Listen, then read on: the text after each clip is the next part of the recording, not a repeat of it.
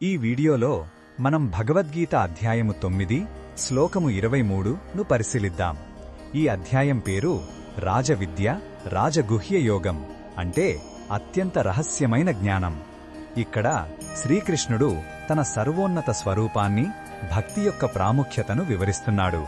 మొదటగా ఈ పవిత్ర శ్లోకాన్ని భక్తితో విందాం. యప్యన్యదేవతా భక్తా యజంతే శ్రద్ధయాన్వితాః తేపి మామేవ కౌంతేయ యజంత్య విధిపూర్వకం.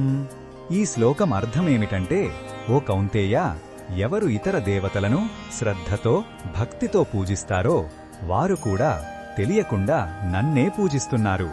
కాని వారి పద్ధతి సరైనది కాదు, అది పరోక్షమైన మార్గం. ఉదాహరణకు, ఒక చెట్టుకు నీరు పొయ్యాలంటే ఆకులు కొమ్మలకు కాకుండా వేరుకు పొయ్యాలి. అప్పుడే చెట్టు మొత్తం బలాన్ని పొందుతుంది. అలాగే దేవతలందరికీ మూలకారణం నేనే కాబట్టి నన్ను నేరుగా పూజించడమే సరైన పద్ధతి అని కృష్ణుడు స్పష్టం చేస్తున్నాడు.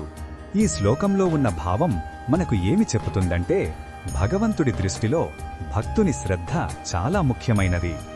ఎవరైనా ఏ రూపంలో పూజించినా ఆ పూజ వెనక ఉన్న విశ్వాసాన్ని ఆయన గౌరవిస్తాడు. ఆయన ఎవరినీ తిరస్కరించడు. కాని అదే సమయంలో జ్ఞాన మార్గాన్ని కూడా చూపిస్తున్నాడు. పరోక్ష మార్గాల కన్నా నేరుగా మూలాన్ని ఆశ్రయించడం శ్రేయస్కరమని సున్నితంగా తెలియజేస్తున్నాడు. ఇది భగవంతుని యొక్క అనంతమైన కరుణకు నిదర్శనం. ఈ బోధనను మన దైనందిన జీవితంలో ఎలా ఉపయోగించుకోవచ్చంటే, ఆధ్యాత్మిక మార్గంలో భిన్నత్వాన్ని గౌరవించడం నేర్చుకోవాలి. ఇతరుల నమ్మకాలను తక్కువ చేయకుండా అన్ని పూజలు భగవంతునికే చెందుతాయని అర్థం చేసుకోవాలి. అదే సమయంలో మన సాధనలో స్పష్టతను కలిగి ఉండాలి.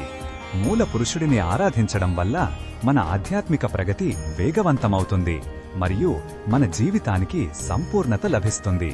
మరిన్ని భగవద్గీత శ్లోకాల అర్థాన్ని తెలుసుకోవాలంటే మా తదుపరి వీడియోలను తప్పకుండా చూడండి.